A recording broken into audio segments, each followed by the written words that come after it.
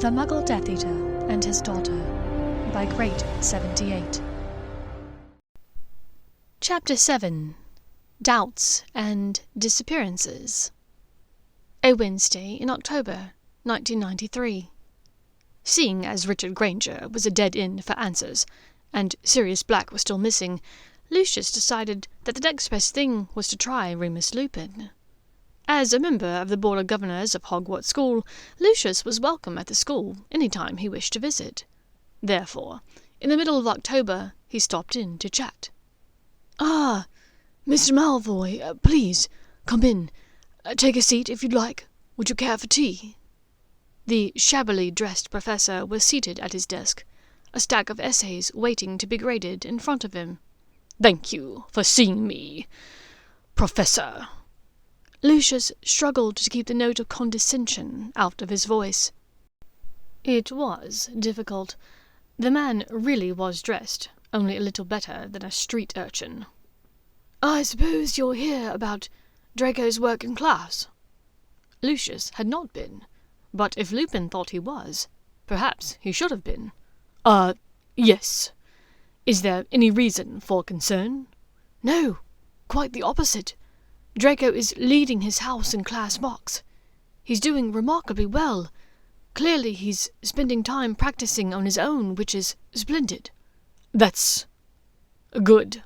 I'm glad to hear he's taking an interest in his subjects." "Yes." Lupin looked at him expectantly, waiting for more. "Well, as you perhaps know, my son has become friendly with Hermione Granger." "Yes, I must say it's pleasant to see a friendship between a Muggle-born and a pure-blood." Lucius could detect the unspoken insult. Spoiled rich boy. Bigot. Within Lupin's words. "Quite," Lucius replied, tight-lipped.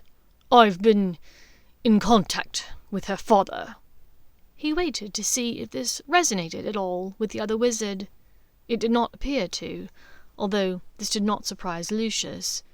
If Lupin was in fact a secret agent, one simple sentence would not be enough for him to divulge his mission to a potential enemy or ally. "Yes?" Lupin asked, furrowing his brow in what Lucius had to assume was a pretense of confusion. "Though he is Muggle, he seems to be a man of, let us say, many talents." Lupin looked down at his desk as though distracted by something there. Then he looked back up, a hard gleam in his eye. "I have no doubt that the man is quite talented, if his daughter's marks are anything to go by." Lucius leaned forward, interested. He assumed Hermione must be rather intelligent, as well endowed genetically as she possibly was. "Really? I was wondering if you could tell me. How is she faring in classes?" "Quite well. In fact, she has nearly the top score in the class. Why? Are you worried that she's a distraction for your son?" Lupin raised one eyebrow. "Surely it's too early to think about pure-blood marriage traditions, Mr. Malfoy.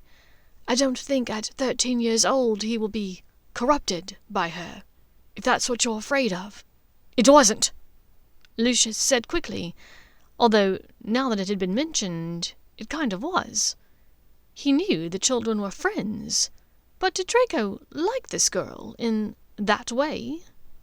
This posed all kinds of new worries for him. Her suitability as a Muggle-born aside, what was her actual birth parentage? Her bloodline? The Malfoys and Blacks were members of the Sacred 28. To taint their lineage with unknown outside blood. Lucius shuddered to think of it. There was one other professor within the school that might be able to offer some insight, although Lucius was reluctant to seek out his counsel because he had no idea what the man would do with the information Lucius had about Richard Granger.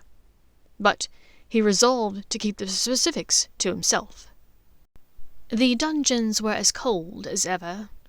Lucius found his old schoolmate there, making tedious notes over a cauldron, as always.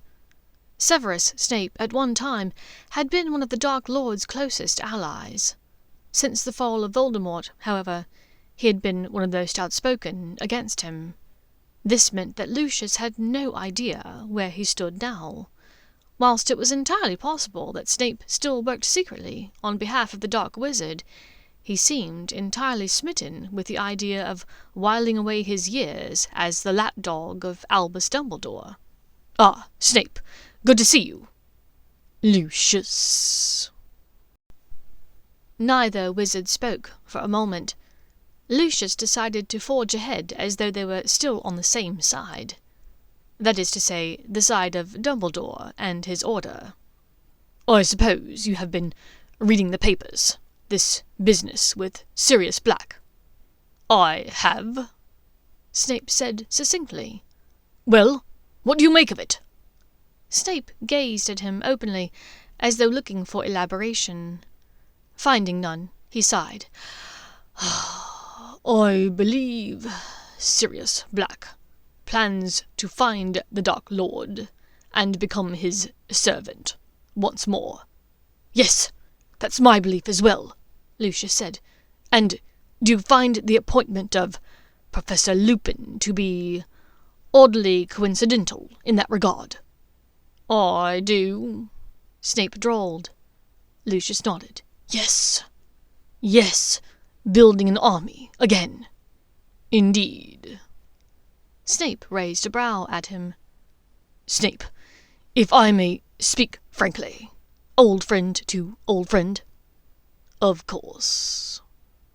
"I believe outside forces are at work here." "Outside forces?" "Yes, outside of the wizarding world." Lucius feared saying more. If Snape was on the side of Dumbledore, he did not wish to alert the headmaster to the presence of a Muggle danger. Best to let Granger try and take on Dumbledore himself. If it came to that, Granger could use the element of surprise against the old man. "Indeed." "Yes, I'll say no more." Lucius turned to go, and then, almost as an afterthought, turned back. "By the way, how is Draco faring so far this year?" "Draco is doing as well as always, earning mostly E's with a handful of A's and O's on his assignments." "That's excellent to hear. I was wondering, have you seen him interacting with Miss Granger?" "I have," said Snape, unhelpful as always. "And?" When the professor did not elaborate, Lucius huffed. "I mean to say, do you feel she is a menace to him?" Snape fixed him with a hard stare, but after a moment spoke. "Miss Granger is by far one of the most intelligent students I've ever had the misfortune of teaching. She not only knows the current lesson, forwards and backwards, but the next one, and the one after that, and the one for next week. And from inane discussions that take place in the faculty lounge, it is the same in every class. Believe me when I say, Lucius, Hermione Granger is a menace to everyone." Snape had rattled him, to be sure. It was nearing the lunch hour. Lucius decided it was best to find his son and have a sit-down with him. Back in the upstairs corridors, he saw Draco at a distance, exiting the arithmancy classroom with Theo Knott and a Ravenclaw boy. As he watched, Hermione Granger exited the room behind them. The group approached, but when they arrived at his side, Miss Granger was no longer to be seen in the corridor.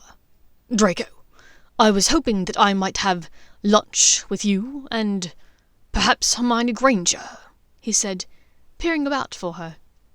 Yes, Father, that would be excellent. Let me just—" Draco turned around, also searching the throngs of students milling about on their way down to the Great Hall. "That's odd. I sit in the back of the classroom, and She sits in the front. She usually walks out behind me." "Yes, she was just there. I saw her," Lucius said with a note of concern in his voice. Where could the girl have gone? "Oh well," Draco replied. "Perhaps she had to stop by her common room or something." Draco turned to a boy hurrying away. "Miles, if you see Hermione, can you ask her to meet us? Would you like to eat in the private chamber off the Great Hall, Father?" The four of them, Lucius and the three boys, took the staircase down. "Yes, I think that's best." When they arrived in the Great Hall, Lucius was gobsmacked to find Hermione Granger nearly done with her lunch at the Gryffindor table. They approached as she stood to go. "Oh, Mr. Malfoy, how lovely to see you! I didn't expect you to be here today. Draco, did you know your father was coming? You could have told me." The witch smiled up at his son. Draco smiled back at her, and the leaden bludger in the pit of Lucius's stomach dropped lower.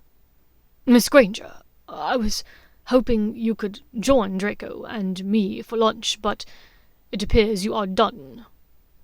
Yes. I had to hurry. I still need to go to the library and find a book for Care of Magical Creatures." Draco laughed. "Are you already starting on your hippogriff essay, Granger? You know it isn't due for 2 weeks." "Well, Draco, you know what they say. The early bird gets the worm," Hermione answered. She gave a knowing smirk, and her eyes sparkled gleefully, almost threateningly, as she met the gaze of first Draco and then Lucius. Were they the worms? Lucius thought irrationally. "Don't mention worms in your essay, Granger.